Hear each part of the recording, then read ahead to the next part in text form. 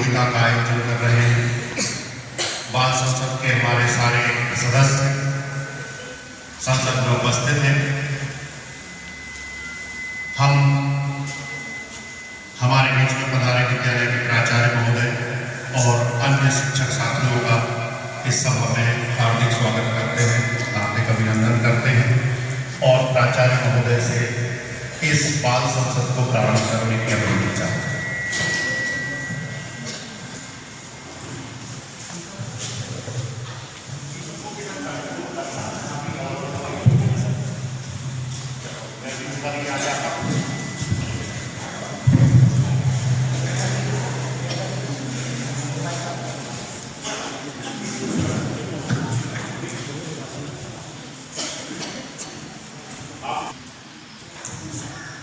माननीय सभासद, माननीय अध्यक्ष महोदय,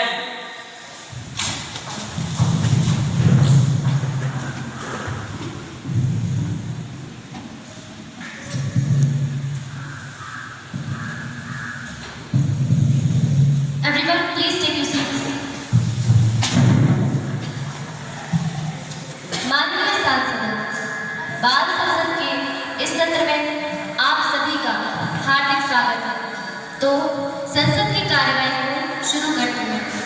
नए सदस्य शपथ ग्रहण करें अथवा प्रतिज्ञा लें। महासचिव महोदया। Yes sir. अम्मे कुमारी स्नेहा अहरवाल जो कि टीकमगढ़ लोकसभा निर्वाचन क्षेत्र से निर्वाचित हुई है, उन्हें प्रतिज्ञा के लिए आमंत्रित करती हूँ।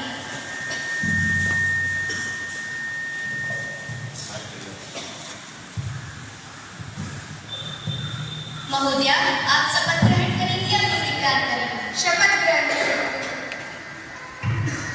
आप किस भाषा में शपथ ग्रहण करेंगे? मैं हिंदी भाषा में शपथ ग्रहण करूंगी।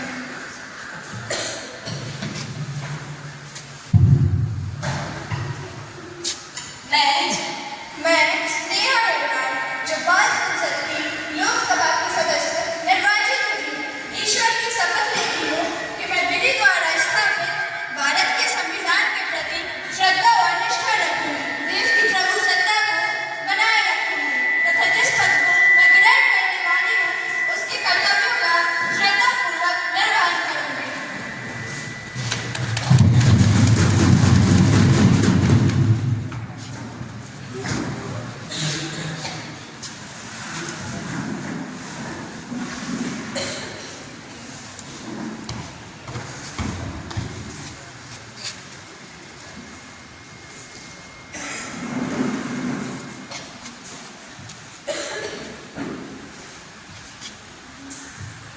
अब मैं कुमारी दीपिका राय को बुलाना चाहती हूँ जो कि छतरपुर लोकसभा निर्वाचन क्षेत्र से निर्वाचित हुई है। वह शपथ ग्रहण करने के लिए आमंत्रित की जाती है।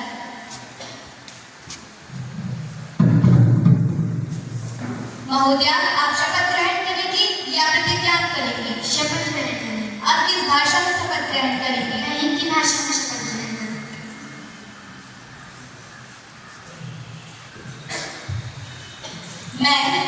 मैं दीपिका राय जो बाल संसद की लोकसभा की सदस्य निर्वाचित हुई हूँ, ईश्वर की शपथ लेती हूँ कि मैं विधि द्वारा स्थापित भारत के संविधान के प्रति श्रद्धा और निष्ठा रखूंगी, देश की प्रभुसत्ता और एकता को बनाए रखूंगी, मैं जिस पद को ग्रहण करने वाली हूँ उसके कर्तव्यों का श्रद्धापूर्वक निर्वहन करूंगी।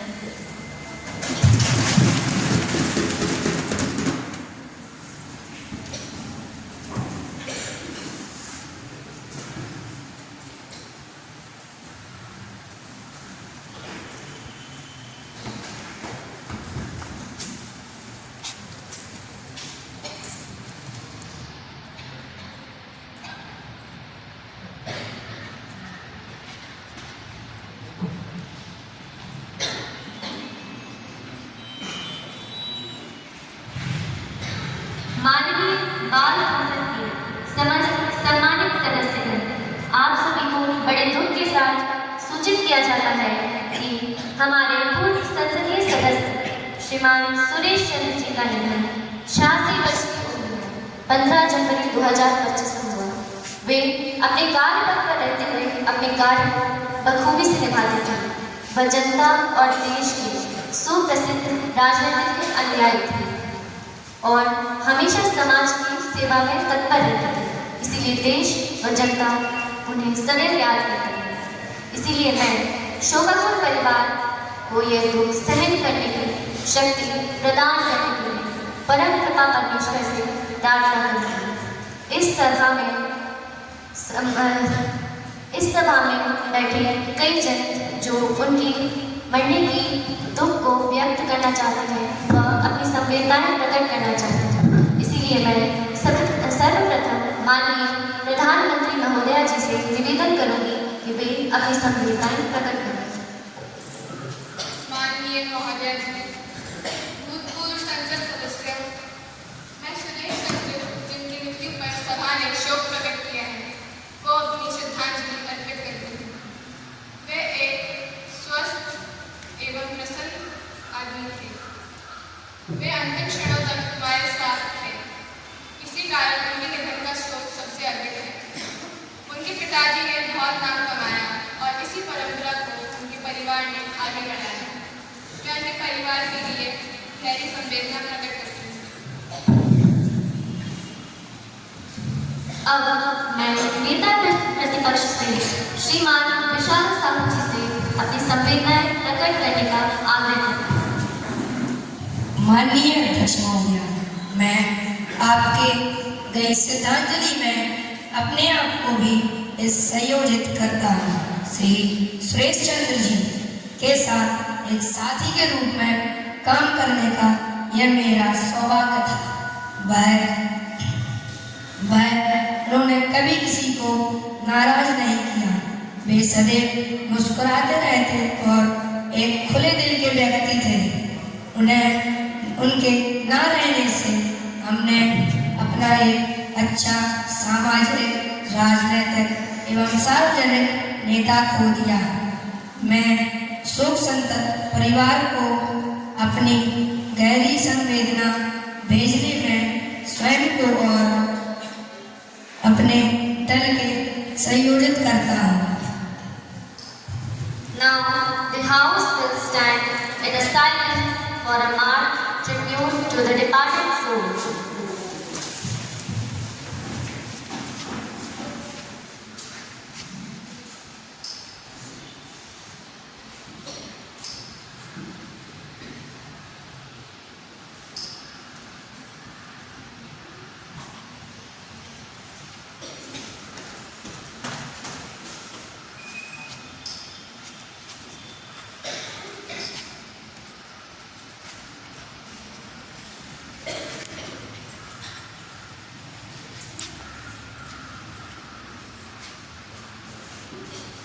Over.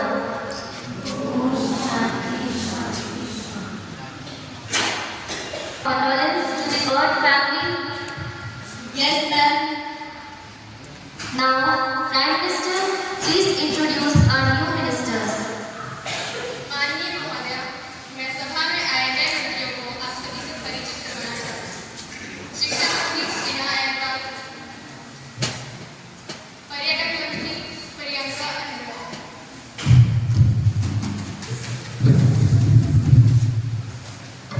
अब प्रश्न काल शुरू होता है।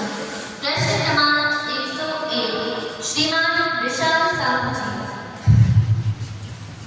माननीय अध्यक्ष महोदया, मैं आपके माध्यम से हमारे खाद्यान्न नागरिक आपूर्ति मंत्री से यह प्रश्न पूछना चाहता हूँ कि देश में खाद्यान्न भंडार की उत्पादन स्थिति क्या है? क्या वर्तमान की सूखे की स्थिति को ध्यान में रखते हुए सरकार के पास देश की आवश्यकता के मुताबिक खाद्यान्न भंडार है? यदि नहीं, तो स्थिति से निपटने के लिए सरकार द्वारा अपनाए जाने वाले उपाय क्या हैं? माननीय खाद्य एवं नागरिक आपूर्ति मंत्री जी। माननीय महोदया जी, मैं आपके माध्यम से सभा में बैठे सांसदों को बताना चाहूंगी कि 1 जनवरी 2025 को सरकारी एजेंसियों के पास खाद्यान्न का कुल भंडार 14.144 टन आ गया है। खाद्यान्न का उपलब्ध भंडार सार्वजनिक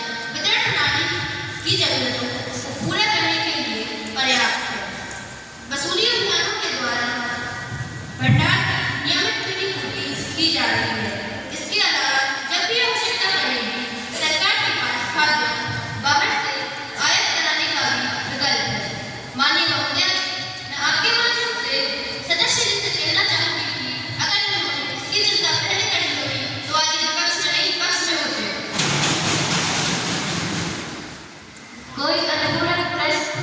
जी महोदय, मैं माननीय अध्यक्ष महोदय आपके माध्यम से माननीय खाद्य एवं नागरिक आपूर्ति मंत्री जी से यह पूछना चाहती हूँ कि क्या यह सत्य है कि खाद्यान्न की खरीदार में पिछले कुछ वर्षों के दौरान 30 लाख टन से 15 लाख टन तक गिरावट आई है?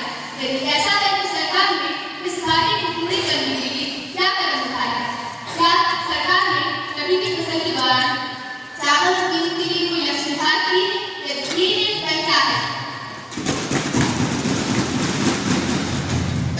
माननीय खाद्य एवं नागरिक आपूर्ति मंत्री जी। माननीय महोदया जी, मैं आपके माध्यम से सदस्य जी को बताना चाहूंगी कि जहां तक खाद्यान्न की उपलब्धता का संबंध है, सरकार की एजेंसियों में 14.144 टन खाद्यान्न उपलब्ध है तथा 6 लाख टन की कमी है और मुझे आशा है कि यह कमी आगामी रबी तथा खरीफ के मौसम में पूरी हो जाएगी। और अगर आप अभी वर्तमान में जानना चाहेंगे तो मैं इसकी जानकारी संसद में नहीं दे सकती क्योंकि इसकी सूची अत्यधिक लंबी है। माननीय महोदया, मैं आपके माध्यम से माननीय सदस्य जी से कहना चाहूंगी कि उन्हें यह सूची मेरे मंत्रालय द्वारा व्यक्तिगत रूप से पहुंचा दी जाए। अब अगला प्रश्न, प्रश्न क्रमांक 102, कुमारी रेशियो अहवाल। माननीय अध्यक्ष महोदया जी, मैं आपके माध्यम से शिक्षा मंत्री से पूछना चाहती हूँ कि हाल ही में हमारे देश में नीट परीक्षा में पेपर लीक होने के कारण जो हजारों बच्चों का भविष्य अंधकार में आ गया है, क्या उसको सुधारने के लिए आपकी सरकार ने कोई कदम उठाया है? अगर हाँ तो वह क्या है? अगर नहीं तो आपकी सरकार ऐसे ही चलाने वाली है सदस्य जी?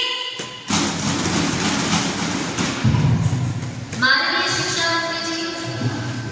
माननीय महोदय, मैं आपके माध्यम से सदस्य जी के प्रश्न का उत्तर देते हुए बाल संसद में बैठे सभी सदस्यों को बताना चाहूंगी कि नीट परीक्षा 5 मई 2024 को परीक्षा एजेंसी द्वारा 571 शहरों के 4750 केंद्रों में आयोजित की गई। परीक्षा में कई उम्मीदवारों ने अपना पंजीकरण भी कराया।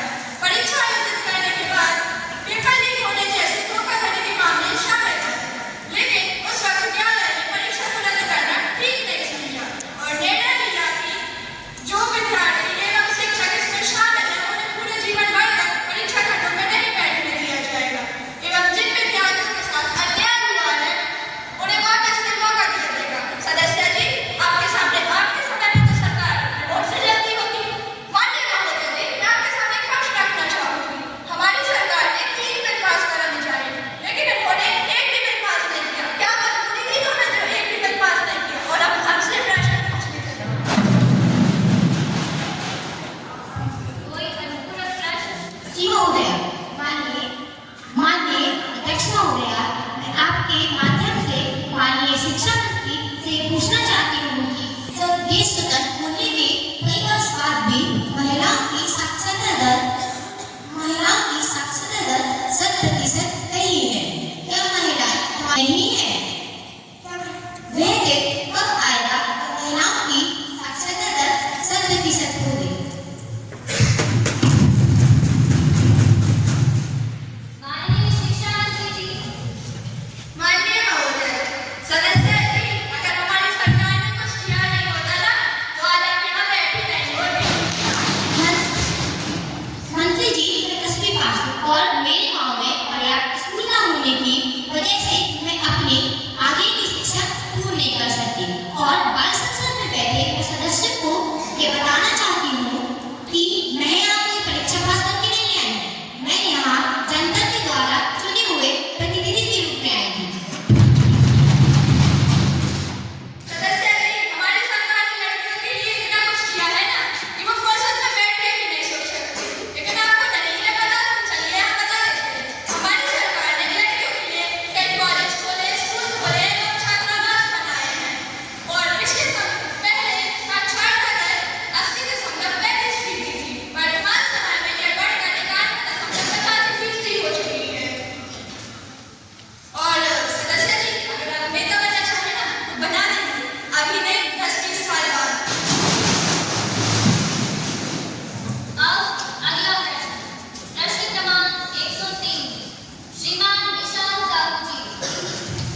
माननीय अध्यक्ष महोदया, मैं आपके माध्यम से हमारे पर्यटन मंत्री से यह पूछना चाहता हूँ कि पिछले 3 वर्षों के दौरान पर्यटकों से प्राप्त विदेशी मुद्रा की आय क्या है तथा उन 5 देशों के नाम जहाँ से सबसे ज्यादा पर्यटक भारत आए हैं।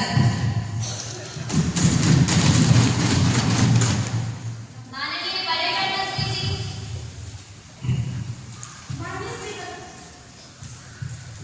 माननीय स्पीकर महोदय जी, आपके माध्यम से बाल संसद में बैठे सभी सदस्यों को इस बात से अवगत कराना चाहती हूँ कि पर्यटन से पिछले 3 वर्षों के दौरान हुई विदेशी मुद्रा आय 2021 से 22 में 1300 करोड़, 2022 से 23 में 1460 करोड़, 2023 से 24 में 1780 करोड़ तथा वर्ष 2024 के दौरान ज्यादा पर्यटक जिन देश से आए हुए हैं ब्रिटेन, पाकिस्तान, अमेरिका तथा श्रीलंका। Any supplementary question? जी महोदय, माननीय अध्यक्ष महोदय, मैं आपके माध्यम से पर्यटन मंत्री से प्रश्न पूछना चाहता हूँ। विभिन्न देशों से आने वाले पर्यटक एवं उनसे प्राप्त विदेशी मुद्रा कितनी है एवं किस देश से पर्यटक के आने से सबसे अधिक विदेशी मुद्रा प्राप्त हुई है? माननीय पर्यटन मंत्री जी। माननीय स्पीकर महोदय जी, मैं आपके माध्यम से संसद में बैठे सभी सदस्यों को ये बताना चाहूंगी कि श्रीमान ने 5 देशों के नाम दिए हैं। विभिन्न देश 2023 से 24 के दौरान अर्जित विदेशी मुद्रा आय ब्रिटेन 14%, अमेरिका 11%, पर्यटन यात्रा में किसी तरह से वृद्धि हुई है। क्या आपने अपने समय में ऐसा सोचा भी था? क्रमांक 103 श्रीमान विशाल साहू जी। माननीय अध्यक्ष महोदया, मैं आपके माध्यम से हमारे पर्यटन मंत्री जी से यह प्रश्न पूछना चाहता हूँ कि पिछले 3 वर्षों के दौरान पर्यटकों से प्राप्त विदेशी मुद्रा की आय क्या है तथा उन 5 देशों के नाम जहाँ से सबसे ज्यादा पर्यटक भारत आए हैं। माननीय पर्यटन मंत्री जी।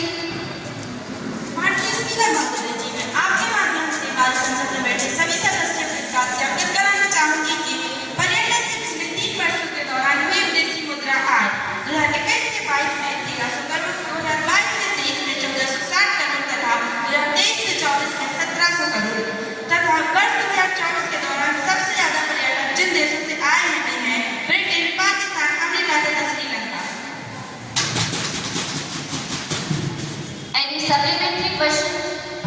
जी महोदय, माननीय अध्यक्ष महोदय के माध्यम से मैं यह प्रश्न पर्यटन मंत्री से पूछना चाहता हूँ। विभिन्न देशों से आने वाले पर्यटक एवं उनसे प्राप्त विदेशी मुद्रा कितनी है तथा किस देश से पर्यटक के आने से सबसे अधिक विदेशी मुद्रा प्राप्त हुई है? माननीय पर्यटन मंत्री जी। माननीय स्पीकर महोदय जी, मैं आपके माध्यम से संसद में बैठे सभी सदस्यों को इससे अवगत कराना चाहूंगी कि श्रीमान ने अपने वक्तव्य में 5 देशों के नाम दिए हैं। विभिन्न देशों 2023 से 24 के दौरान अर्जित विदेशी मुद्रा आय ब्रिटेन 14%, अमेरिका 11% तथा पर्यटन यात्रा में इसी तरह से वृद्धि हुई है। क्या आपने अपने समय में ऐसा सोचा भी था? अगला प्रश्न क्रमांक 104 श्रीमान वेदांत अहबार। माननीय अध्यक्ष महोदया के माध्यम से मैं देश के संचार मंत्री से प्रश्न पूछना चाहता हूं कि क्या डाक और तार विभाग को एसटीडी सुविधा के अनाधिकृत व्यक्तियों द्वारा दुरुपयोग किए जाने के संबंध में शिकायतें प्राप्त हुई हैं और यदि हाँ तो इस संबंध में सरकार का क्या कदम उठाने का विचार है? माननीय संचार मंत्री जी।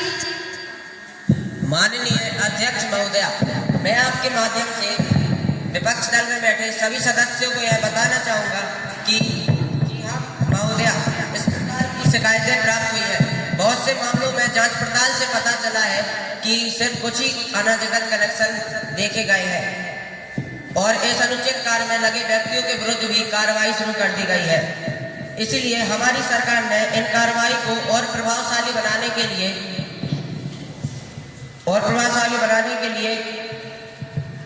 निम्न कार्रवाई करने का विचार किया है। जैसे इस अनुचित कार्य में लगे व्यक्तियों को विरुद्ध गंभीर अपराध बनाने के लिए भारतीय धारा अधिनियम में संशोधन एवं किसी भी प्रकार के दुरुपयोग की जांच करने के लिए सतर्कता दस्तों का गठन और तो और इस जांच को और भी आसान बनाने के लिए चार्ज एनालाइजर्स का आयात। धन्यवाद। कोई अनुपूरक प्रश्न? जी महोदया, श्रीमान कुछ अनाधिकृत कनेक्शनों का पता चला है। मैं यह जानना चाहता हूं कि सरकार क्या कदम उठाने का विचार है। माननीय संचार मंत्री जी। माननीय अध्यक्ष महोदया, मैं आपके माध्यम से बाल संसद में बैठे सभी सदस्यों को यह बताना चाहूँगा कि हमारे द्वारा उठाए गए खास कदमों को तो मोटे तौर पर बता दिया गया है, लेकिन फिर भी मैं बता देता हूँ कि हमारी सरकार ने एक सतर्कता दस्ते का गठन किया है जो तत्काल ही कार्रवाई करता है। मैं दर्ज की गई शिकायतों की सही संख्या तो नहीं बता सकता, लेकिन जल्द ही हमारा मंत्रालय आपको ये सभी आंकड़े व्यक्तिगत रूप से पहुँचा देगा। कोई और अनुपूरक प्रश्न? जी महोदया, यह बताया गया है कि इस तरह के मामलों को आसानी से पता लगाने के लिए सर्च एनालाइजर आयात किया जा रहा है। आयात करने में कितना वक्त लगेगा? माननीय पर्यटन मंत्री जी। माननीय अध्यक्ष महोदया, मैं आपके माध्यम से विपक्ष दल में बैठे सभी सदस्यों को यह बताना चाहूँगा कि श्रीमान, आयात करने की कार्रवाई कई चरणों में की जानी अपेक्षित होती है। हम अब अंतिम चरण में हैं। मैं सही समय तो नहीं बता सकता, लेकिन बस यही कहूँगा कि हम अब अंतिम चरण में हैं। धन्यवाद महोदय। अब अगला प्रश्न 105 श्रीमान बलिराम अहरवार जी। माननीय अध्यक्ष महोदया, मैं आपके माध्यम से रेल मंत्री जी से यह प्रश्न पूछना चाहता हूँ कि आज भी आम नागरिकों को जनरल के डिब्बों में काफी कठिनाइयों का सामना करना पड़ता है। माना कि रेल मंत्रालय ने रेलवे में काफी विस्तार किया है, परंतु जनरल के डिब्बों की परिस्थितियों में कोई सुधार नहीं आया है। इस बारे में आपकी सरकार की क्या राय है? माननीय रेल मंत्री जी। माननीय महोदय, मैं सर्वप्रथम सदस्य जी का आभार व्यक्त करना चाहती हूँ कि उन्होंने रेलवे में विस्तार की बात को तो स्वीकार किया, और रही बात इस समस्या की, तो मैं ये सभी संसद सदस्यों को बता दूं कि यह समस्या आज से शुरू नहीं हुई। यह समस्या 70 साल पुरानी है और हमारी सरकार को आए हुए अभी सिर्फ 6 महीने ही हुए हैं। महोदया जी, इससे पहले 10 साल तक इनकी सरकार रही। क्या इन्होंने कोई कदम उठाया? अगर आज इन्होंने इस बात के लिए पहले कोई कदम उठाया होता तो आज इनकी सरकार विपक्ष में नहीं, सत्ता पक्ष में बैठी होती है। और हमारी रेल मंत्रालय ने इस बात को ध्यान में रखते हुए कई नई ट्रेनें भी चलाई हैं। मैं सभी संसद सदस्यों से यह वादा करती हूँ कि जल्द ही हमारी सरकार संसद में यह घोषणा करेगी कि जनरल के डिब्बे में यात्रा कर रहे लोग भी आरामदायक यात्रा कर सकते हैं। धन्यवाद। अगला प्रश्न क्रमांक 106 अंशिका राय। माननीय अध्यक्ष महोदय, मैं आपके माध्यम से माननीय स्वास्थ्य मंत्री जी से यह पूछना चाहूँगी कि वर्तमान समय में कई गांवों में सरकारी अस्पतालों की संख्या पर्याप्त नहीं है, ना ही पर्याप्त सुविधाएं हैं। तो इस विषय में आपकी सरकार ने क्या कोई कदम उठाया है? अगर उठाया है तो बताइए, अगर नहीं तो क्यों नहीं? माननीय स्वास्थ्य मंत्री जी।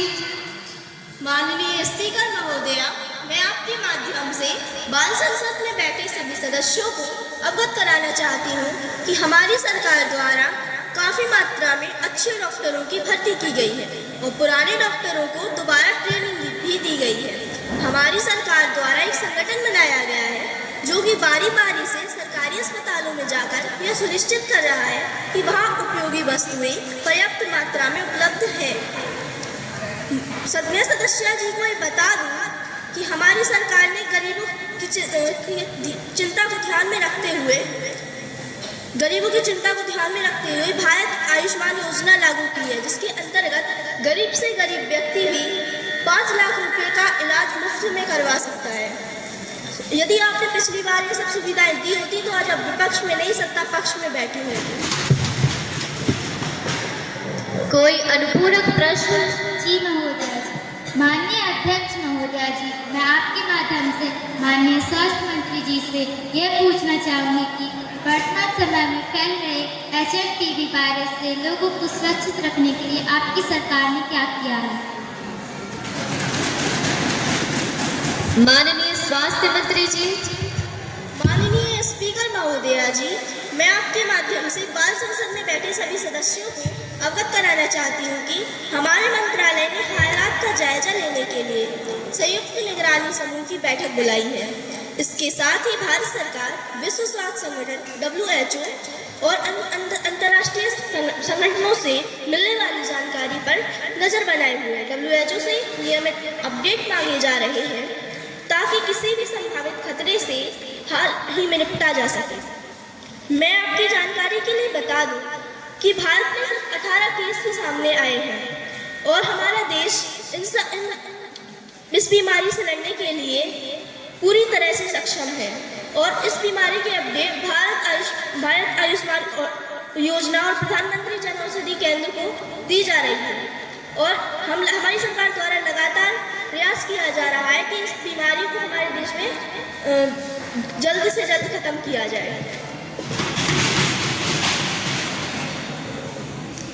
अब अगला प्रश्न क्रमांक 107 श्रीमान प्रिंस यादव जी। माननीय अध्यक्ष महोदय, मैं आपके माध्यम से ऊर्जा मंत्री से प्रश्न पूछना चाहता हूँ। प्रश्न इस प्रकार है, क्या सरकार ने ज्वार तरंगों से विद्युत उत्पादन की क्षमताओं का निर्धारण किया है? यदि हाँ, इसका परिणाम क्या है?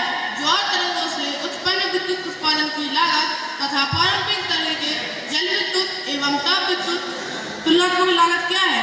क्या सरकार ने कच्ची खाड़ी में ज्वार विद्युत स्टेशन स्थापित करने की कोई योजना बनाई है?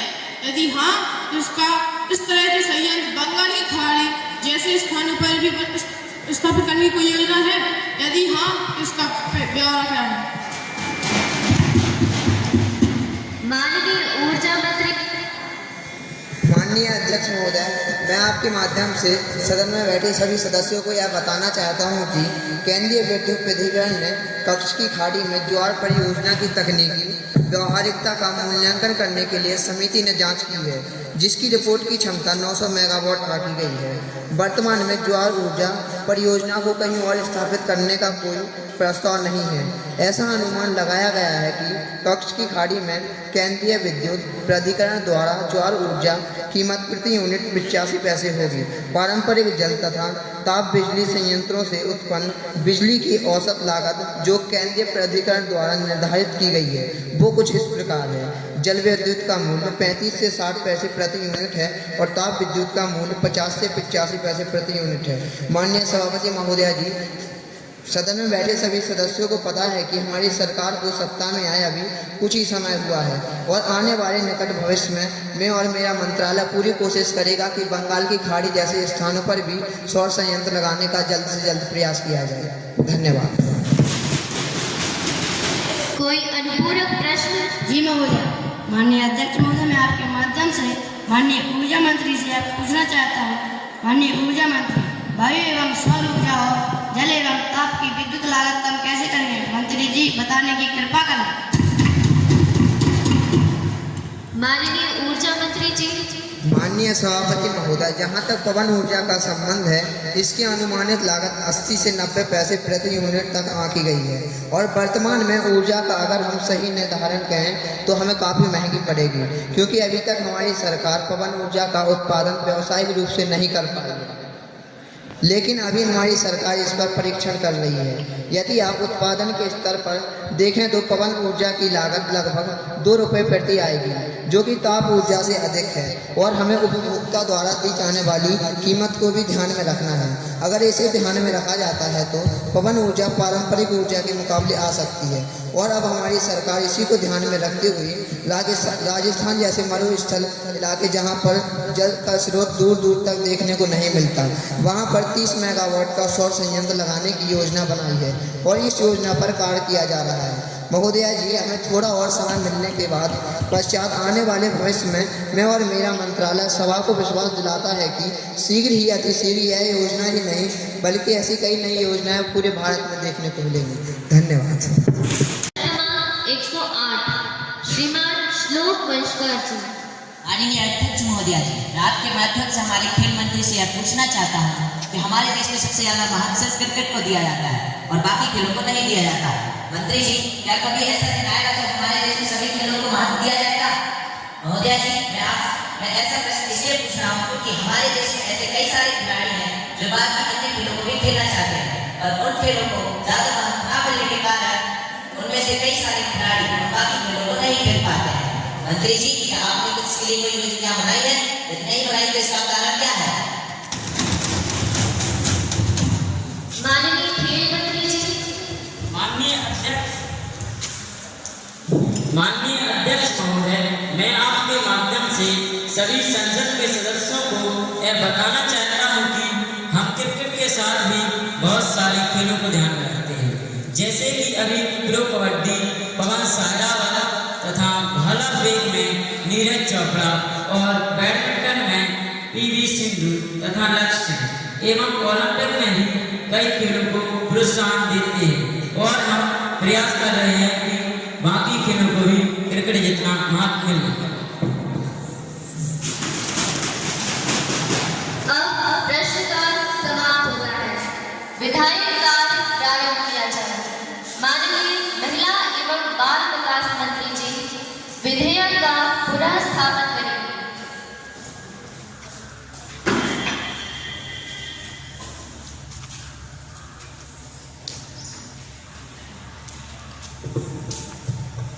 माननीय अध्यक्ष महोदया, मैं दहेज प्रथा प्रतिबंध अधिनियम 1961 तथा भारतीय दंड संहिता संशोधन के लिए पुनः स्थापित करने की अनुमति चाहती हूँ। अनुमति है। दहेज प्रथा का मतलब है शादी एवं विवाह में वर पक्ष द्वारा कन्या पक्ष से दहेज की मांग प्रत्यक्ष अप्रत्यक्ष रूप से की जाती है। कन्या पक्ष से अनिवार्य शर्तों के द्वारा संपत्ति, आभूषण एवं नगद राशि की मांग दहेज के रूप में की जाती है। भारत सरकार द्वारा वर्ष 1961 में दहेज प्रथा प्रतिबंध अधिनियम में दहेज को आर्थिक अपराध घोषित किया है।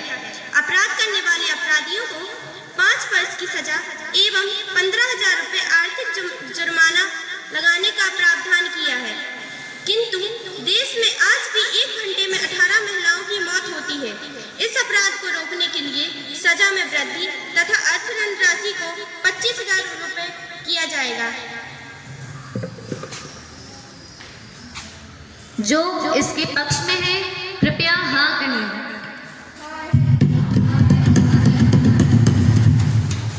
जो इसके विपक्ष में है कृपया नहीं कहें। माननीय अध्यक्ष महोदया, मैं इस विधेयक के पक्ष में नहीं हूँ। आज हमारे देश में दहेज के हजारों झूठे मामले दर्ज हैं। पुलिस को सही तरीके से जांच करने की अनुमति नहीं दी जाती है। पति से झगड़ा होने पर भी महिलाएं झूठे आरोप लगाकर उसको फंसा देती हैं। सख्त कानून बनाने भर से ही समाधान नहीं होगा, समाज में जागरूकता भी लानी होगी। यहाँ तक कि नियम होने के बाद भी दहेज दिया जाता है। आजकल झूठे मुकदमों में परिवार को फंसा दिया जाता है। जांच प्रक्रिया मजबूत न होने के कारण ऐसा होता है।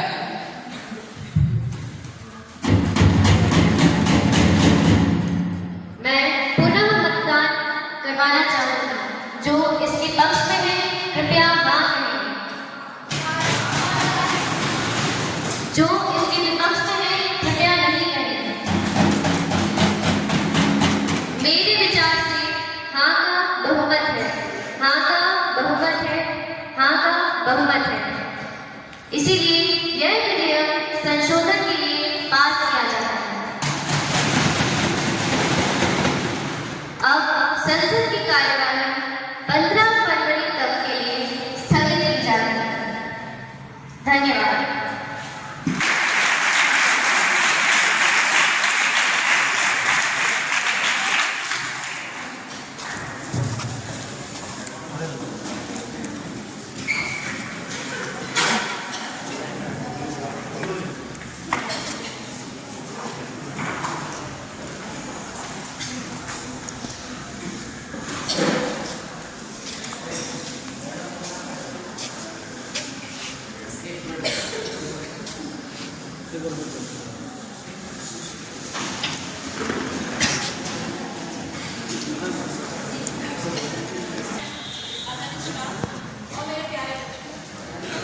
आज आप सभी ने यहाँ बाल संसद का कार्यक्रम आयोजित करवाया, उसके लिए आप सभी को धन्यवाद और यहाँ आने के लिए बहुत बहुत धन्यवाद। ये एक छोटा सा कार्यक्रम इस साल आयोजित किया गया, हो सकता है इसमें थोड़ी बहुत कमियां अगर रह गई हो तो उन्हें आप माफ़ कीजिएगा। आगामी समय में उन्हें सुधार करेंगे और यहाँ आने के लिए सभी का बहुत बहुत धन्यवाद।